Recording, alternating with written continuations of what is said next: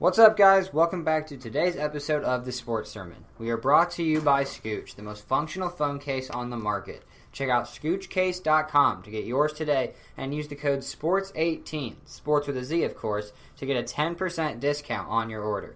Stay tuned till the end for a special Scooch giveaway as well. But now, today's episode.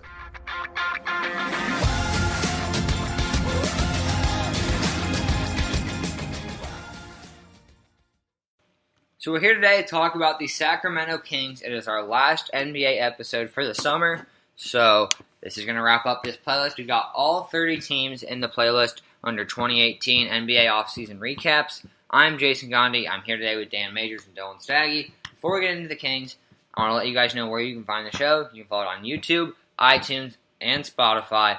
You can follow the show on Twitter at The Sports Sermon for polls, Twitter updates, when the shows are coming out, all of that and more. But let's get right into it. Marvin Bagley struggled in the Summer League before getting injured. Are you worried about Bagley's future, and was he worth that number 2 pick? I'm not really putting any stock into the Summer League, so no, I'm not concerned that he was hurt and struggled. I think he'll still have a perfectly fine career. He will be an offensive superstar at some point. I think he's a solid pick at number 2, but not who I would have selected.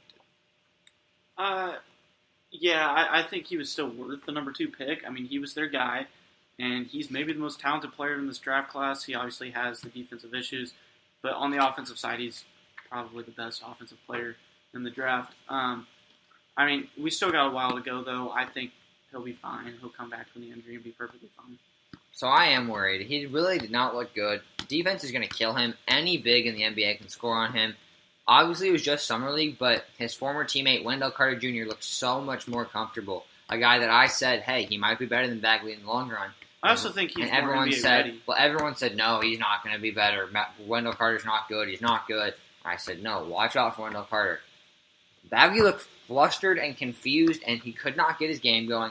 Just wait until he's the NBA bigs. I mean, he's got guys he's going to have to deal with. He's going to have to deal with LeBron in the post. He's going to have to deal with Kevin Durant, with DeMarcus Cousins, with those guys. I mean, DeAndre Ayton, let's see, can he even stop him? Like, he did not look good in Summer League, and so that concerns me. Yes, his potential is still very high, but I guess I'm just saying, like, this did not look like a great number 2 pick as of right now. We haven't even seen him play a game, so I don't want to be the guy that's, like, judging this based on Summer League, but at the same time, that's not something that's, like, it wasn't like he missed shots.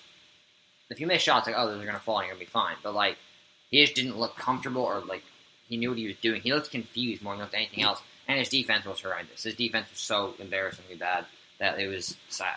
Like, it was just, yeah. Anyway, the Kings got Yogi Ferrell, Deontay Davis, Ben McLemore, and Bielitsa, and a lot of other role guys. What did you guys think of the signings, and did they move the needle in terms of what this team can do? I think they're perfectly fine signings. The Kings are a young team, and they can definitely afford to take some risks on these young guys with potential, like Yogi Ferrell, Deontay Davis, Ben McLemore. However, they do not move the needle. I mean, this team needs stars. They need a superstar. After they lost DeMarcus Cousins, and the 2 guys that need to become that are De'Aaron Fox and Marvin Bagley, and probably whoever they draft next year, too. So, yeah, I don't think they're looking for stars right now, though. I think they're still in the rebuilding stage. I think they're looking in the draft to get guys like a Marvin Bagley, like a De'Aaron Fox. So yeah, I mean, that's just, I don't think the signings move the needle. They're perfectly fine signings because they're young guys that still have some potential. But I'm just saying they don't need stars right now. I mean, well, I still don't think we're sure about Fox or Bagley, though. Like, obviously they want them to become stars. That's who they're building around, but...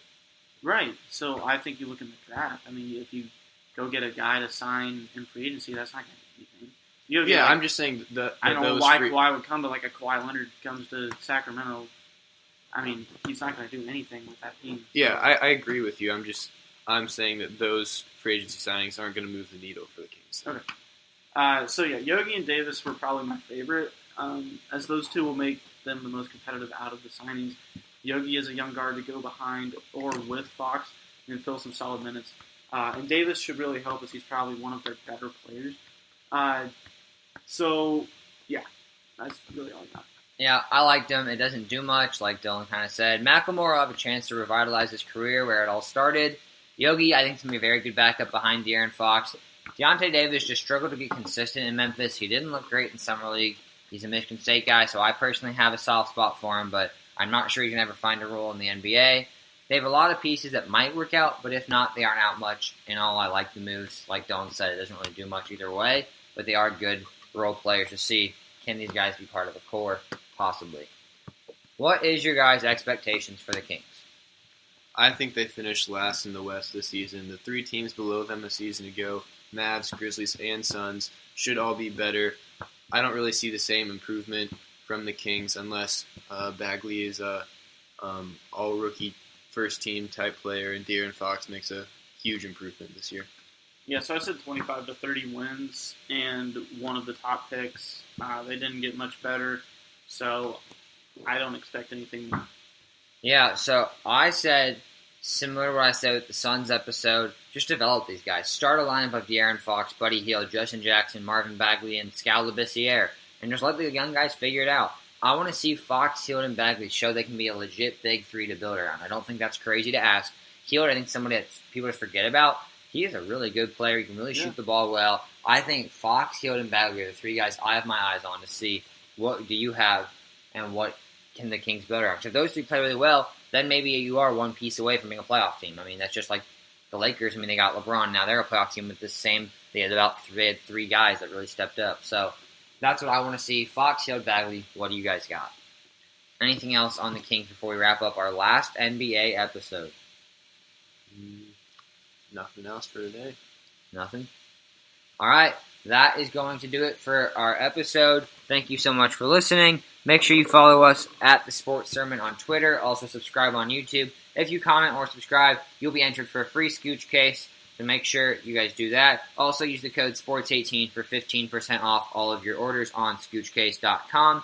Like I said, thank you so much for listening. We'll see you guys later. Go check out the other 29 teams in the playlist.